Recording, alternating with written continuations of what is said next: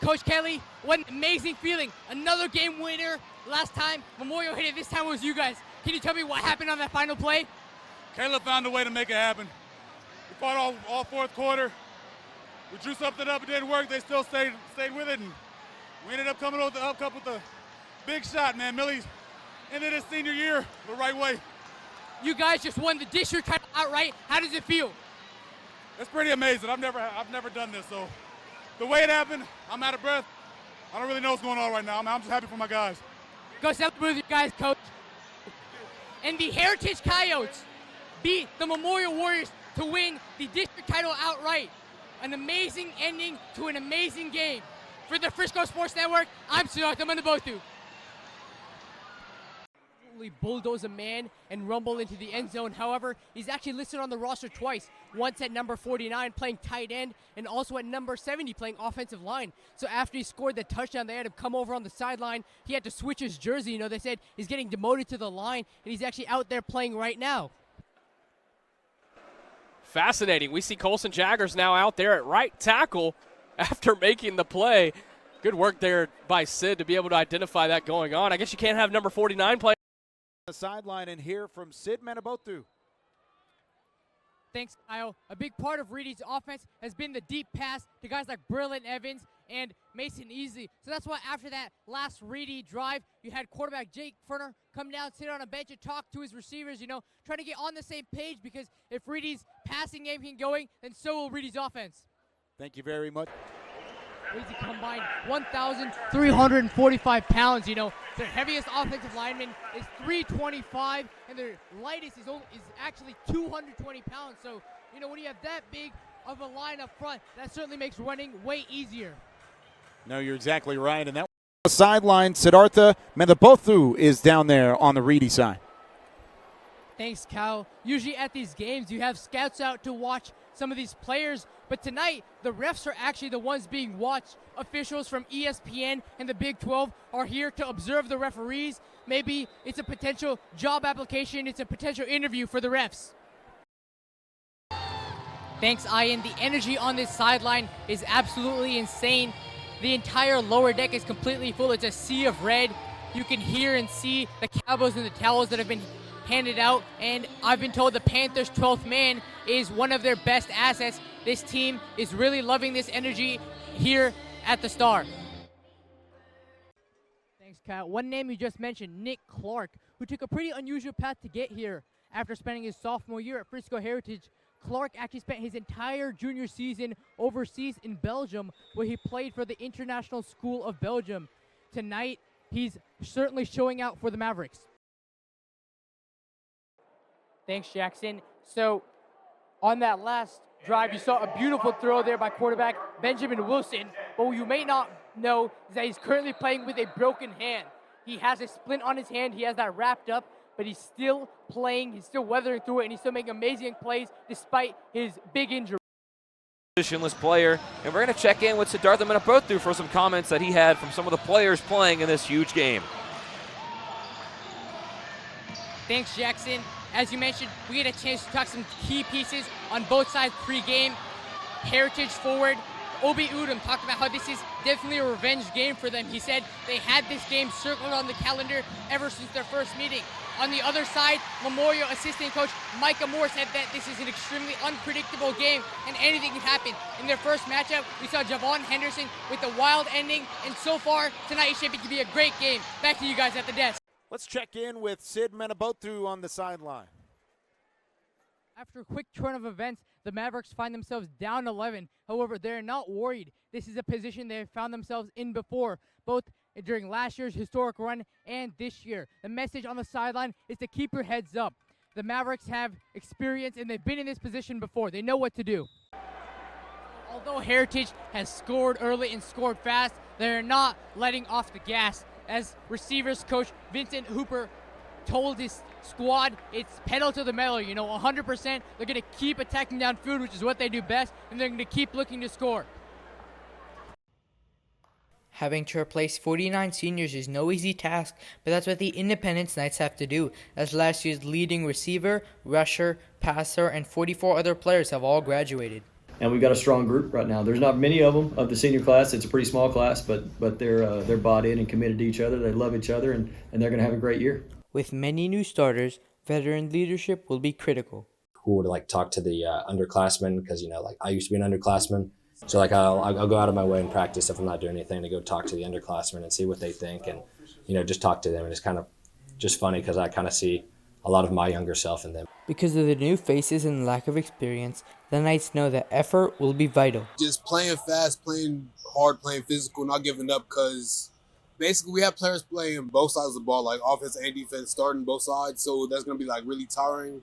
So just even whenever you're tired, just go 100%. Despite losing so many players, the Knights still have high expectations for this team. The thing that goes unwritten in those deals is the work that these guys put in the offseason. I haven't seen a sports reporter yet come around and watch an offseason workout. And these guys busted their butt for the last 9 months, and they're ready to go perform.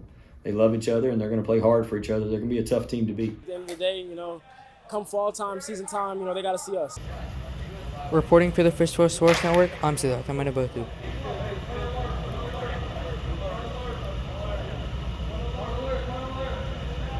Only 2.4% of high school baseball players play Division I baseball.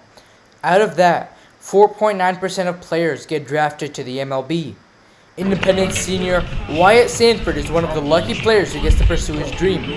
Back in his sophomore year, Sanford committed to his dream school, Texas A&M. Like I said, just knowing that it was Texas A&M from day one, once they offered, it was hard to pass up on the opportunity, and it kind of felt good to just get it out of the way and just focus on, just my craft. It's something he's done well, batting .308 with a .400 on-base percentage. He's been shooting up the draft boards and recently went 22nd overall to the Baltimore Orioles in a mock draft from Prep Baseball.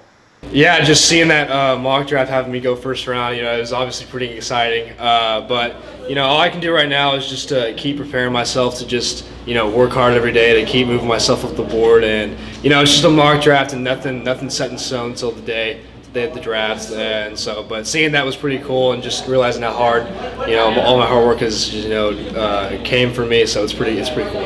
Head coach Josh Harden and junior Gannon Wizenant say that their star shortstop plays a big impact on their team.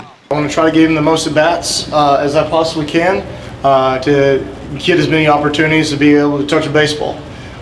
We structure our defense around him, we structure our offense around him to be able to put our team in the best possible situation to be our best. I think he is the best player in our district. He got one of the best bats in our district. I'd say he's the best defender in our district. The only thing he doesn't do is pitch, and if he could pitch, he would pitch. Despite his stellar stats, Coach Harden says that Wyatt's biggest impact is beyond his bat. I think the biggest thing that people know about Wyatt is how well he is defensively and offensively. But the Wyatt that I know is the best teammate possible. He cheers for his teammates. He picks his teammates up. He encourages them every single pitch they're on the mound, and I think that's huge. If you got a team culture to where it's positive culture and it's got something positive to say every single time, that's huge, and that's who he is for us as well.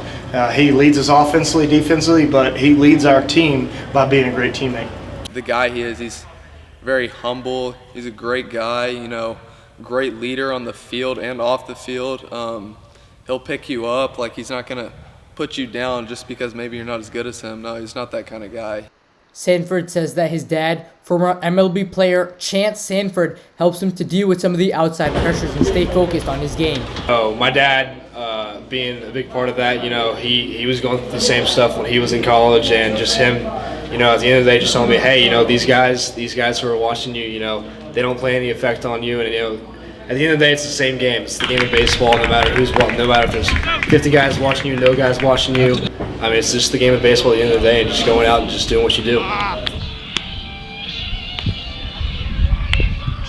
Jason Hernandez is a big believer in second chances. Without them, he wouldn't be here today. The McKinney native followed his older brother JJ's footsteps, a path that eventually led him to federal prison and a life sentence without parole.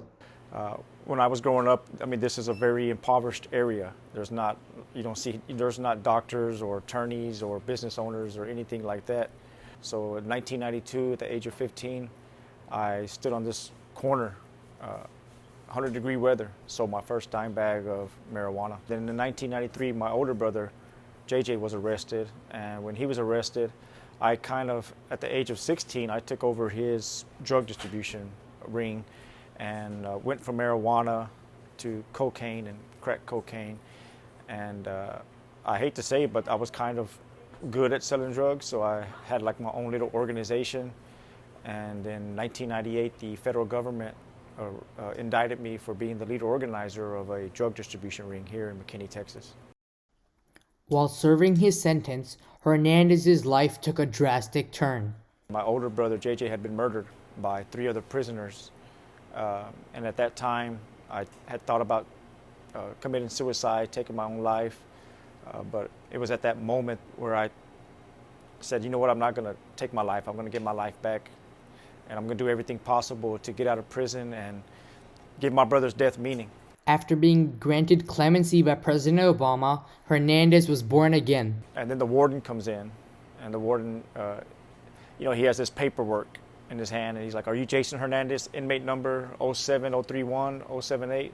And I say, yes, sir, I am. And he goes, well, I have an executive order from the President of the United States commuting your life sentence from life without parole to 20 years. That he says, son, you're no longer going to die in prison.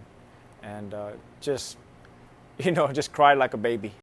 He now runs multiple nonprofits and a grocery store, all in his hometown of McKinney. Initially, I started At Last. At Last stands for Aspiring Texas Latinos Achieving Success Together. And the At Last program is something that I felt that had when I was growing up, that I wouldn't have went to prison, that I would have thought higher of myself than just being a drug dealer or a gang member, but I would have seen myself as a doctor, an attorney. So At Last has evolved into which I guess you could say a nonprofit grocery store called La Tiendita. But I say that we're more than a store because we're a nonprofit grocery store where we do sell our items for profit, but those profits go back into funding our programs. One is our interns. They do get paid. We have items in here which are our dairy products, our eggs, our fruits and vegetables are all at a reduced cost to people here in the community. Hernandez continues to feel a sense of responsibility and motivation. I was released in 2015. I'm back at the store where I was selling marijuana at, and now we're from selling marijuana to selling now broccoli and lettuce. Instead of pushing dope, we're pushing hope. For BPA News, I'm Siddartha Manubothu.